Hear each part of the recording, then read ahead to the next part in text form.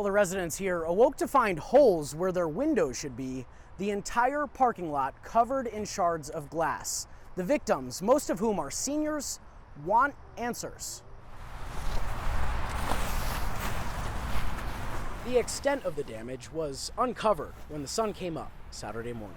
There was glass. My front passenger side was busted out. Levi Williams just bought that car too.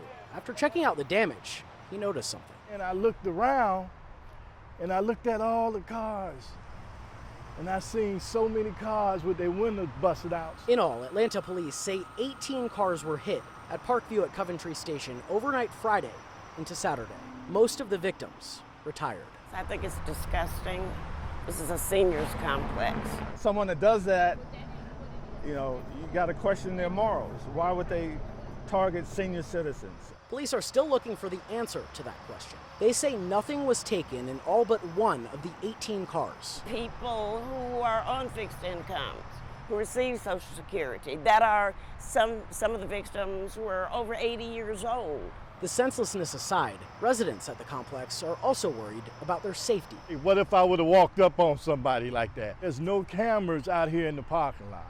And there's been some situations here in the past. One of the 18 victims had this advice for whoever decided to target a bunch of seniors. Decide to do something else with your life. I mean, lift yourself up, work for what you want, and you'll live a lot better life. Now, we did see Atlanta police on scene this evening. Neighbors tell us they did dust for prints. APD says they are actively investigating. In Southwest Atlanta, Rob DiRienzo, Fox 5 News. Pretty ridiculous. It's ridiculously high. They're very high. They are ridiculous. You get the idea. Gas prices are skyrocketing to record highs. It's not fun, that's for sure. It costs so much to fill up. Taylor Bailey says she will have to find another way to get around. I've been doing a lot of MARTA because it's just way more cost effective. According to AAA, the price for a gallon of regular in Metro Atlanta now $4.42. That's still below the national average of nearly $5, but it's up from $3.85 1 month ago and $2.94 a year ago. Could Georgia see $5 a gallon soon? That's a hard question. Raymond Hill is a senior lecturer at Emory's Goizueta Business School. I was not prepared to see gas prices where they are right now.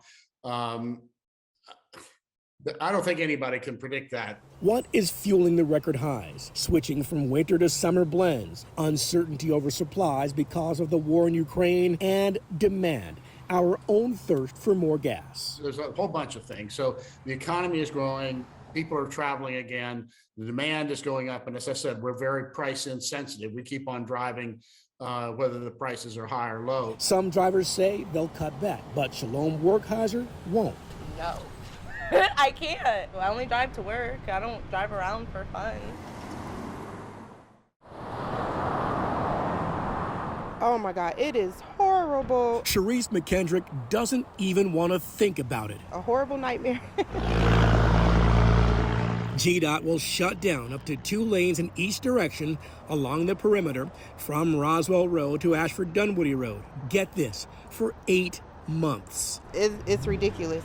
McKendrick is a dog groomer. She takes 285 for work. McKendrick says that will drive her to find another way to get to her clients. I've already started taking the street route because now, before they even start. This one's a big one. This one's a doozy. Natalie Dale is the spokesperson for GDOT. She says crews will close the eastbound side as early as Saturday, the westbound side about 2 weeks later. Between Roswell Road and Ashford Dunwoody, both east and westbound, long term, we're going to have 3 moving lanes in each direction. That is 24 hours a day, 7 days a week for the next 8 months. They're doing it, she says, to repair bridges at Glenridge, Peachtree Dunwoody, and Georgia 400. And those 3 bridges, are reaching the end of their life cycle, so they have to be rebuilt anyway. That could create a traffic nightmare.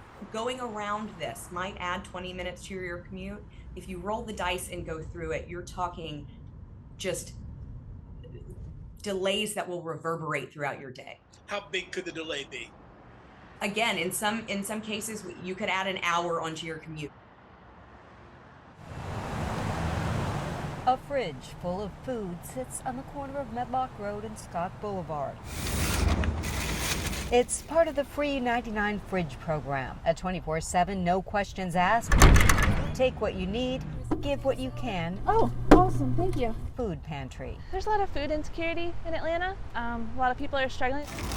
Throughout the day, members of the Medlock Park community stop by to drop off fresh produce. We could use it though. Canned goods and drinks. My husband and I actually have an organic garden and we provide for the fridge. Early Thursday morning, Catherine Dudek drove by and saw this. I noticed that the pantry had been opened up and unfortunately food was in the street and in the grasses over here. And it's not the first time it's happened. She posted a picture on social media, and within 20 minutes, others were here picking up the pieces. Hours later, it was vandalized again. Yet community members say they're not going to let this stop them. There are too many people who need help right now. While it's disheartening, there's so many people that are falling through the cracks, the housed and the unhoused that utilize this refrigerator, that my family and my neighbors, we want to help as we can.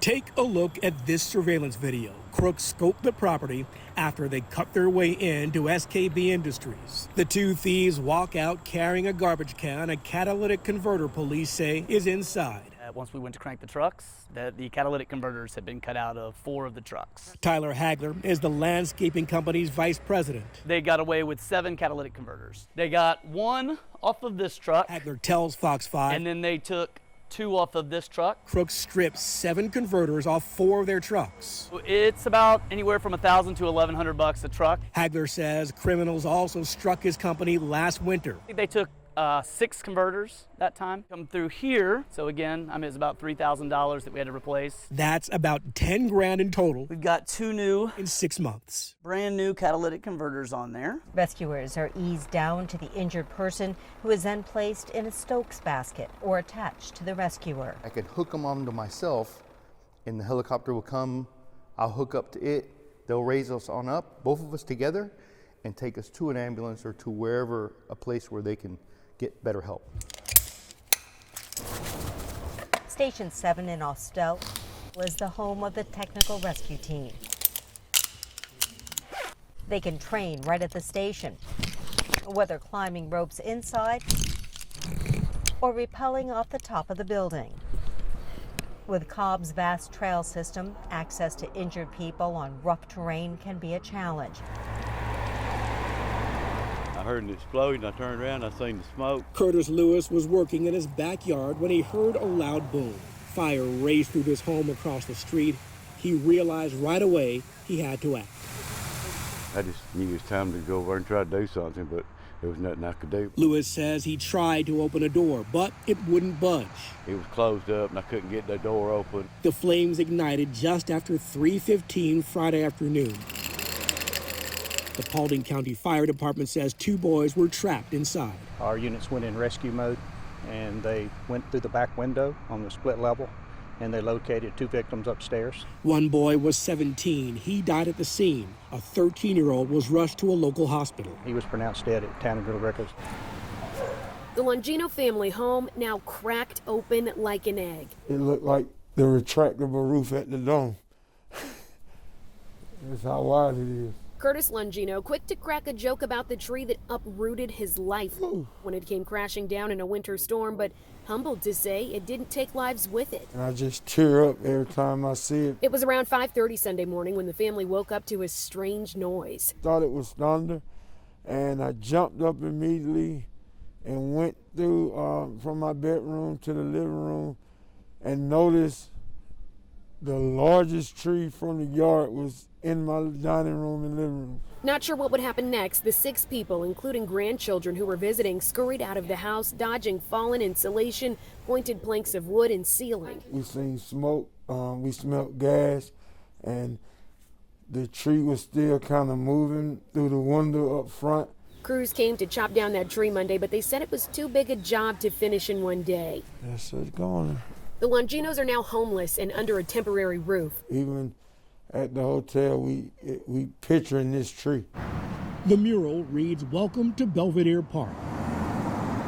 We want to walk in our neighborhood. We want to, have a nice place to be. But Victoria Anglin worries this filthy dump will greet anyone who enters her neighborhood. It's gross. It's nasty. Anglin has lived in Belvedere Park for 10 years. Probably has been a problem for a lot longer than that. She and other neighbors complain people keep piling garbage onto this disgusting heap around this dumpster behind this gas station at Rupert Road and Memorial Drive. So they come by and they dump it in trash cans and anywhere that they can find along the streets in our neighborhood. The problem is pretty bad. Anglin is part of the Belvedere Park Neighborhood Association. And we try to organize cleanups in order to help keep it at bay. They come out periodically to pick up the trash. We're getting out here. We're showing people, you can continue to throw this trash, but we're going to do the best that we can to keep our neighborhood clean. But people keep tossing their refuse here again and again and again. It just continues to be a problem week after week, month after month. Neighbors like Wayne Powell say they called DeKalb County. The Code Compliance Administration cites the property owner, Ahad Mustafa Incorporated. But the situation is not improving. Volunteers with the Southern Baptist Convention loaded up this truck with chainsaws, a power generator, even a water pump. All this to help folks clean up their homes after disaster hits as Ian bears down on land. Lee Hurt opens the doors to this trailer of supplies, but he has no idea what the conditions will be like. Well, looks like we've got a lot to get ready for. On the ground after Ian barrels through Florida and possibly parts of Georgia. We don't know whether we'll be responding to wind damage or water damage or both. Hurt is a unit director for one of the Southern Baptist Convention's disaster relief teams. We know that people will be impacted by the storm no matter which way it goes. We have all the basic items that we need. His crew of volunteers pack gear like power tools and sprayers to help people clear debris from their homes after Ian slams onto land. We get the opportunity to help people to clear their yards, get the trees off, and maybe even put a tarp on their house.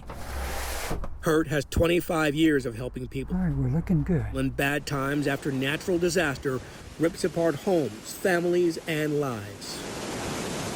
So much is the problem that people have not knowing what to do next. And so we hope to come in and literally and figuratively put our arms around them and let them know that there is hope. Hurt hopes to ease the pain of people who may be suffering through the worst days of their lives. We hope that we can bring help, hope, and healing to these people.